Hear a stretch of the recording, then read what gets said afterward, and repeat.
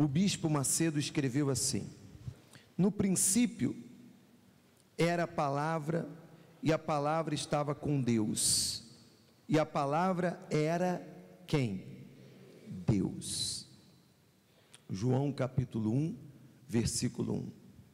A palavra aqui refere-se ao Senhor Jesus, o Messias. O princípio da fé é a obediência à palavra do Deus Altíssimo. Obedecer à palavra é obedecer ao Senhor dela. Entender é simples, difícil é praticar. Não que a palavra do Eterno seja complicada de se praticar. Difícil é ao ser humano contrariar seus pensamentos egoístas e submeter-se aos pensamentos divinos. Difícil é opor-se às vontades do seu coração, enganador e corrupto, para seguir as do Altíssimo. Enganoso é o coração, mais do que todas as coisas, e desesperadamente corrupto. Quem o conhecerá? Jeremias 17, 9. Olhe para mim, por favor. Olhe para mim. A partir do momento que você toma a decisão de praticar o que está escrito na Bíblia, você está tomando a decisão de dizer não para o seu coração, de dizer não para os seus sentimentos. A palavra de Deus, ela anula as nossas emoções. Por quê? Porque a emoção te conduz a uma vida mentirosa, uma vida que não é real. E quando eu falo as emoções, por gentileza, procure entender quando eu faço essa colocação.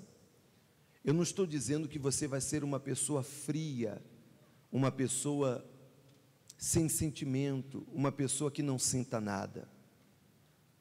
Não é isso.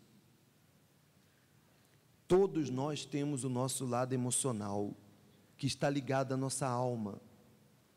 Somos alma vivente, e todas as emoções estão ligadas à nossa alma. Só que nós sempre teremos emoções para o lado positivo e para o lado negativo. O que nós temos que aprender é controlar as nossas emoções, é não permitir que as nossas emoções nos conduza a uma vida enganosa, a uma vida fantasiosa, a uma vida que não é realidade,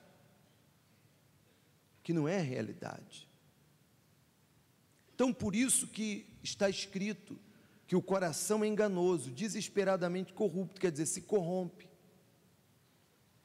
Você veja que lá no livro de Provérbios, capítulo 4, versículo 23, diz: de tudo que se deve guardar, guarda o teu coração, porque dele é a fonte da vida.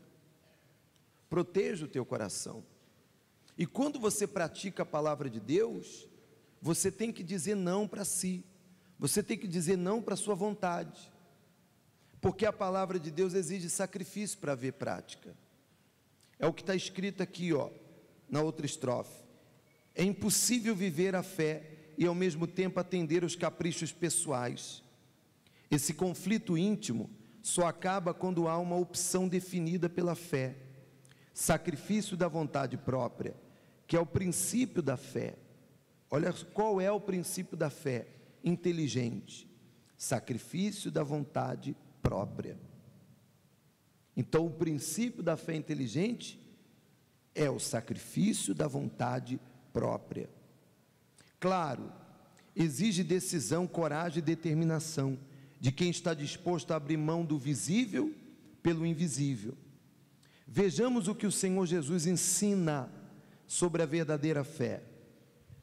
Grandes multidões o acompanhavam, e ele, a saber, Jesus, voltando-se, lhes disse: se alguém vem a mim e não aborrece a seu pai, a sua mãe, a sua mulher e filhos, irmãos e irmãs, e ainda a sua própria vida, não pode ser meu discípulo.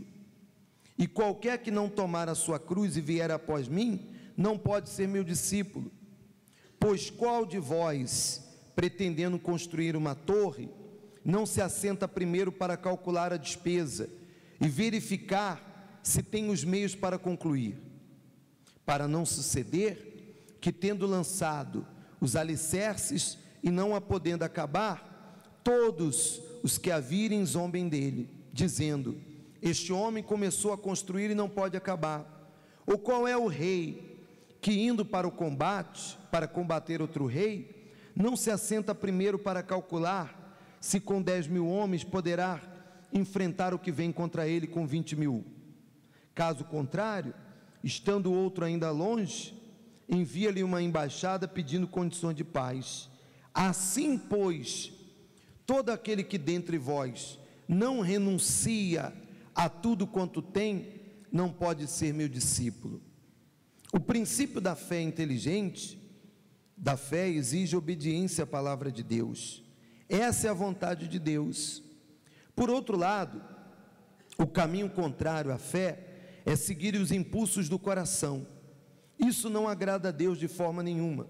Como agradar a Deus e ao coração ao mesmo tempo? Como servir a Deus e ao coração simultaneamente? Impossível. O Todo-Poderoso não divide seu trono com ninguém. Porém, muitos tentam servir a Ele e a si mesmo. Esse é o motivo da maioria cristã ser fracassada na fé. Querem assoviar e chupar cana ao mesmo tempo. Então, você tem que estar definido. Eu quero agradar a Deus, eu quero praticar a palavra de Deus, eu quero viver a fé verdadeira, eu quero viver a fé inteligente. Então, isso vai requerer de você sacrificar a sua vontade, sacrificar o teu eu, sacrificar a sua vida. Um pequeno exemplo. Havia uma secretária numa empresa, isso é um exemplo que é um fato, e ela era secretária de um grande empresário, de uma empresa. Ela era secretária pessoal dele. Então, ela era acostumada a mentir para a esposa dele, mentir para todo mundo. Alguém ligava e dizia: o fulano está aí? Ele estava na frente dela, ele dizia: fala que eu não estou. Ele não está aqui não, saiu para um compromisso, ele está numa reunião. A esposa dele ligava: meu marido está aí na empresa? Tá, ele está numa reunião, mas o marido já estava lá na balada com a outra. Ela se converteu, ela se entregou para Deus, e ela aprendeu na Bíblia que a verdade tem que ser praticada. E um dia ligou, e ela disse: não vou mentir mais, vou viver na verdade. E ligaram procurando o patrão dela, ele estava na frente dela, e perguntou: ele está aí? E o cara: fala que eu não estou. E ela parou, olhou, ficou naquele conflito: falo, não falo, minto ou não minto? Ela falou: chega, olha, ele está aqui na minha frente, mas ele pediu para avisar que não está não.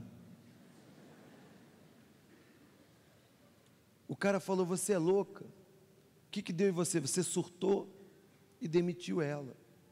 Ela perdeu o emprego. Ela perdeu o emprego, mas Deus honrou ela com uma coisa melhor, porque ela fez na verdade. Se você quer justiça, você tem que viver na justiça da palavra de Deus. Amém, pessoal? Se você quer que Deus se manifeste na sua vida, então você tem que ser fiel à palavra de Deus. Porque quando você pratica a palavra de Deus, então Deus, ele faz se cumprir o que ele prometeu. Mas para isso você tem que renunciar à tua vontade, em tudo, viver na verdade. Chega de mentira, chega de palavrões, chega de uma vida errada. Se você pratica a palavra dele, você faz a vontade dele, você se aproxima dele, você será salvo por ele. Amém? Se você deseja isso, você tem que buscar.